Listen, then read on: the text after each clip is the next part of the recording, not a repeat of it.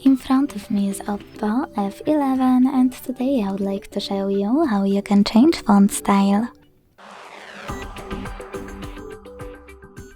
Begin by opening settings and scrolling down to tap on display and brightness.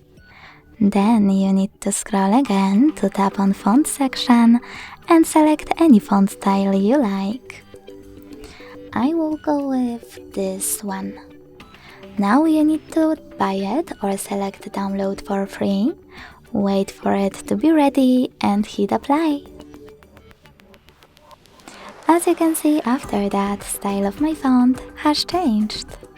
If you want to go back to your default one, access exactly the same settings and hit default under my fonts. Then hit apply and wait again. Thanks so much for watching. If you enjoyed this video, leave a like, comment and subscribe.